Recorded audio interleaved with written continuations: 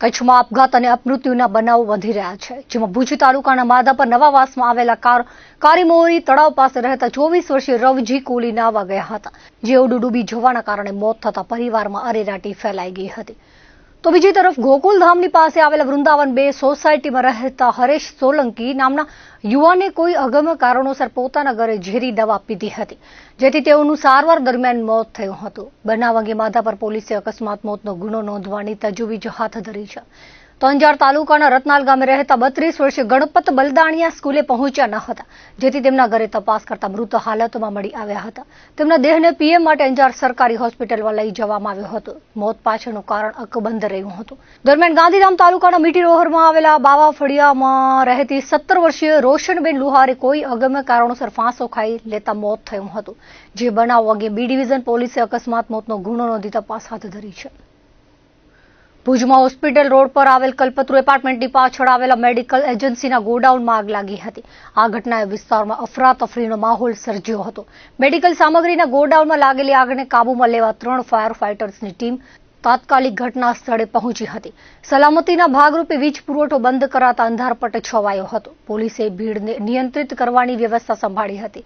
સ્થાનિક રાજકીય આગેવાનો અને સામાજિક કાર્યકર્તાઓએ પણ ઘટના સ્થળે પહોંચી ફાયર ટીમને મદદ કરી હતી. ફાયર ટીમ દ્વારા 3 કલાક સુધી પાણીનો મારો ચલાવ્યા બાદ આગ પર કાબુ મેળવાયો હતો. સદભાગ્યે આ ઘટનામાં કોઈ જાનહાનિ થઈ નથી, જોકે મેડિકલ સામગ્રીને મોટું નુકસાન થયું છે. વીજળી બંધ હોવાના કારણે હોસ્પિટલ રોડ વિસ્તારના રહીશોને 3 કલાક સુધી ગરમીમાં મુશ્કેલી વેઠવી પડી હતી. તો આ તરફ ભુજના અયાનગરમાં પીજીવીસીએલની ફ્યુઝ ડીપીમાં આગ લાગી હતી. આગ લાગવાની ઘટનાથી દોડધામ મચી ગઈ હતી. આગ લાગવાના કારણે શહેરમાં પાવર સપ્લાય બંધ કરી દેવામાં આવ્યો હતો. ભુજ માંડવી હાઈવે રોડ પર ગોળપર નજીક આવેલ પ્રાઇડ રોક રિસોર્ટ સામે અકસ્માત થયો હતો. માનકુવા પોલીસમાંથી મળતી વિગતો મુજબ હાથોભાગી માંડવીના બાયટ ગામના 24 વર્ષીય સિદ્દીક સત્તાર માંજોઠી બાઇક લઈને ભુજ તરફ આવી રહ્યા હતા, ત્યારે સામેથી પૂર ઝડપે આવતી બલેનો કાર સાથે ટક્કર થઈ હતી, જેમાં બાઇક સવાર યુવાનને ગંભીર ઇજાઓ થઈ હતી, જેને સારવાર માટે હોસ્પિટલ લઈ જવામાં આવ્યો હતો, પરંતુ તબીબે મૃત જાહેર કર્યો હતો. આ બનાવમાં બલેનો ગાડી પલટી મારીને રોડ સાઇડમાં પહોંચી હતી. કારમાં સવાર મુસાફરોને ઇજાઓ થતા સારવાર માટે જીકે હોસ્પિટલમાં ખસેડાયા હતા. બલેનો ગાડીમાં સવાર યુવકો ભુજથી માંડવી જતા હતા, ત્યારે બનાવ બન્યો હતો. માનકોવા પોલીસ મથકે બલેનો ગાડીના ચાલક વિરુદ્ધ ફરિયાદ નોંધાવાઈ હતી. પશ્ચિમ કચ્છમાં વાહન વ્યવહાર વધી રહ્યો છે. આ સાથે નવા વાહનોની સંખ્યામાં પણ વધારો થઈ રહ્યો છે. ત્યારે નાણાકીય વર્ષ 2024-25માં ભુજ આરટીઓમાં જીજે બાર કોડ સાથે 39,254 વાહનો રજીસ્ટર થયા છે, જેમાં વાહનોની નોંધણી, ફી, ટેક્સ સહિતના પેટે તંત્રને 186 કરોડની આવક થઈ છે. આ અંગે પ્રાપ્ત વિગતો અનુસાર આજના આધુનિક યુગમાં લોકોની પ્રાથમિક જરૂરિયાતોમાં વાહનનો સમાવેશ થઈ ચૂક્યો છે, જેથી ઘરે ઘરે વ્યક્તિ દીઠ સ્કૂટર જોવા મળે છે. સાથે 4 વ્હીલર વાહન પણ હવે સામાન્ય બની ગયા છે.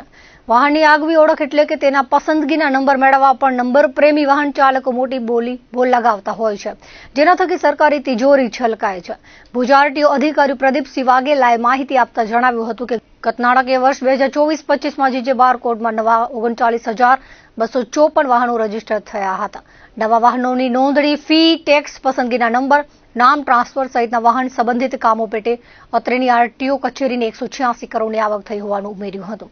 ઉલ્લેખનીય છે કે ઘણા વાહન ચાલકો પસંદગીના નંબરનો આગ્રહ રાખે છે. અગાઉ આ પ્રક્રિયા ઓફલાઈન હતી, ત્યારે ઘણી રસાકસી થતી હવે ઓનલાઈન પ્રક્રિયા છે. ખાસ કરીને વાહન ચાલકો પોતાના મનપસંદ નંબરો તેમજ પોતાની જન્મદિવસની કે લગ્ન દિવસની તારીખો મુજબના આંકડા પસંદ કરીને તે મેળવવા હરાજીમાં ભાગ લે છે.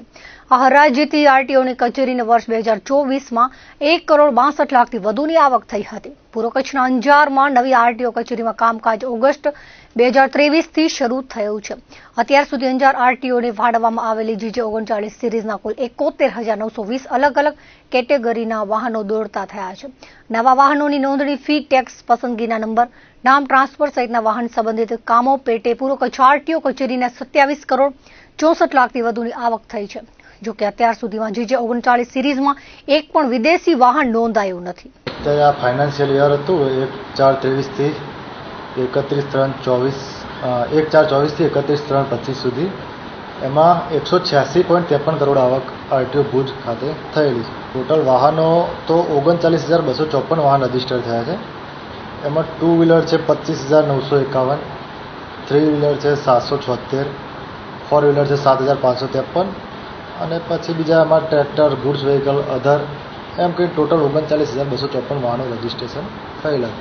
ઇમ્પોર્ટેડ પ્રકારના 13 વાહનો રજીસ્ટર થયેલા છે અને ઇલેક્ટ્રિક વ્હીકલ હોય એવા 1441 રજીસ્ટ્રેશન થયેલા છે. ટોટલ આવક 186 કરોડથી 186.53 કરોડ આવક થયેલી છે. વિપુલ પ્રાકૃતિક ખનિજ સંપદાથી સમૃદ્ધ કચ્છ જિલ્લામાં માઇનિંગ સેક્ટરનો ખૂબ વિકાસ થયો છે. વિવિધ ખનિજોના ખનન અને પરિવહનથી સરકારની તિજોરીને દર વર્ષે માતબર આવક થતી હોય છે. ગત નાણાકીય વર્ષ 2024-25માં પશ્ચિમ કચ્છ ખાણ ખનિજ વિભાગને 296 કરોડ 49 લાખની મહેસૂલી આવક થઈ છે, જે નાણાકીય વર્ષ 2023-24ની સરખામણીએ 63 કરોડ 11 લાખ જેટલી વધુ છે. આ અંગે વિગત આપતા પશ્ચિમ કચ્છ ખાણ ખનિજ અધિકારી દેવેન્દ્ર વારિયાએ જણાવ્યું હતું કે ગત નાણાકીય વર્ષ 2024-25માં પશ્ચિમ કચ્છ ખાણ ખનિજ વિભાગને 299 કરોડનું લક્ષ્યાંક અપાયું હતું. 1 એપ્રિલ 2024થી 31 માર્ચ 2025 સુધીમાં તંત્રની મહેસૂલી આવક 296 કરોડ 49 લાખ થઈ હતી, એટલે કે 99.16% લક્ષ્યાંક સિદ્ધ કરવામાં સફળતા મળી હતી. પશ્ચિમ કચ્છ ક્ષેત્રમાં ગેરકાયદેસર માઇનિંગ, ટ્રાન્સપોર્ટેશન અને સ્ટોરેજના કુલ 258 કેસમાં 5 કરોડ 88 લાખની વસૂલાત થઈ હતી. ગત નાણાકીય વર્ષમાં ગેરકાયદેસર ખનનના 78 કેસમાં 2 કરોડ 57 લાખની વસૂલાત થઈ હતી. ગેરકાયદે પરિવહનના 167 કેસ થયા હતા, જેના પેટે 50 કરોડની વસૂલાત કરાઈ હતી, જ્યારે સંગ્રહના કુલ 13 કેસો પેટે 80,91,000ની આવક થઈ હોવાનું તેમણે ઉમેર્યું હતું. ખાણ ખનીજમાં કચ્છ પશ્ચિમ જિલ્લામાં ગત વર્ષ 23-24માં કુલ 233 કરોડની આવક થયેલ છે. તેની સાપેક્ષે ગત નાણાકીય વર્ષ 2024-25માં કુલ આવક 296 કરોડ જેટલી થયેલી છે. ઇલીગલ માઇનિંગ, ટ્રાન્સપોર્ટેશન અને સ્ટોરેજમાં કચ્છ પશ્ચિમ જિલ્લામાં કુલ 256 કેસમાં 5 કરોડ ને 88 લાખ જેટલી વસૂલાત થયેલી છે. ટોટલ ખનનના કેસ 78 થયેલા છે, વાહનના કેસ 167 અને સંગ્રહના કેસ ટોટલ 13 કેસ થયેલા છે, એટલે ટોટલ 258 કેસ થયેલા છે. આ વખતે લક્ષ્યાંક અમારી પાસે 299 કરોડ હતો, જે પૈકી અમે 296 કરોડ અને 49 લાખ જેટલી કુલ વસૂલાત થયેલી છે, એટલે અરાઉન્ડ 99% જેટલું અચીવમેન્ટ છે. કચ્છ સહિત રાજ્યભરમાં વાર્ષિક 6 લાખથી ઓછી આવક ધરાવતા કોઈપણ વર્ગના પરિવારના બાળકો નિઃશુલ્ક સ્વનિર્ભર શાળામાં અભ્યાસ કરી શકે તે માટે રાજ્ય સરકાર દ્વારા રાઇટ ટુ એજ્યુકેશન એક્ટ હેઠળ ખાનગી શાળાઓમાં 25%ની ક્ષમતા સુધી બાળકોને પ્રવેશ આપવામાં આવે છે. આગામી શૈક્ષણિક વર્ષ માટે અત્યાર સુધી કચ્છ જિલ્લામાં 3,718 બાળકોને સ્વનિર્ભર શાળાઓમાં પ્રવેશ અપાયો છે.